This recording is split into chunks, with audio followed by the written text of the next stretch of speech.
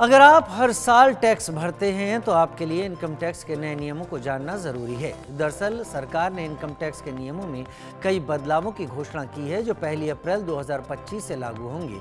इसका असर आपके निवेश और टैक्स प्लानिंग पर पड़ेगा। इन बदलावों में से कई की घोषणा इस साल फरवरी में पेश किए गए केंद्रीय बजट में भी की गई थी। सरकार का मकसद है कि आम आदमी के लिए इनकम टैक्स नियमों को आसान बनाया जाए।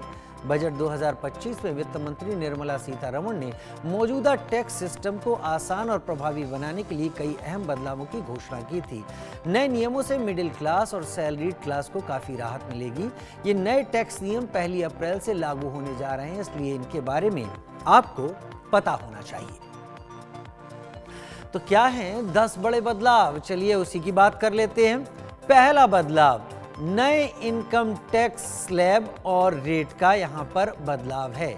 सेक्शन 87A के तहत छूट में बढ़ोतरी। जी हां, एक एक करके आप समझते चलिए। सेक्शन 87 के तहत छूट में बढ़ोतरी। टीडीएस नियमों में बदलाव। टीडीएस नियमों में यह बदलाव होगा। अपडेटेड टैक्स रिटर्न की टाइम लिमिट अब बढ़ा दी गई है।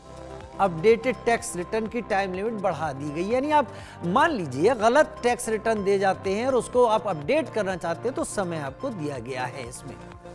अब ये एक बहुत बड़ा फायदे का एक सौदा एक तरीके से उनके लिए है जो टैक्स भरते हैं। वहीं आईएफएससी के तहत टैक्स छूट की समय सीमा को भी बढ़ा दिया गया है।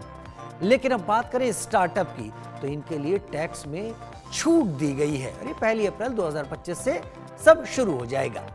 फिर सेक्शन 206AB और 206CCA को हटा दिया गया है।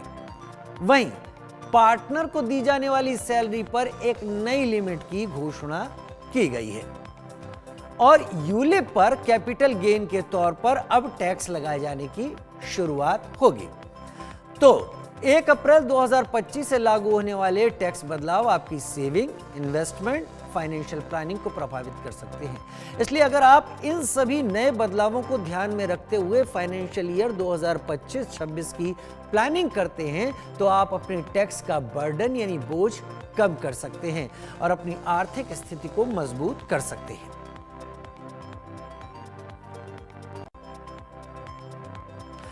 अब बात करते हैं रिजर्व बैंक ऑफ इंडिया यानी आरबीआई की, जिसने एटीएम विथड्रॉल फीस बढ़ाने का ऐलान कर दिया है।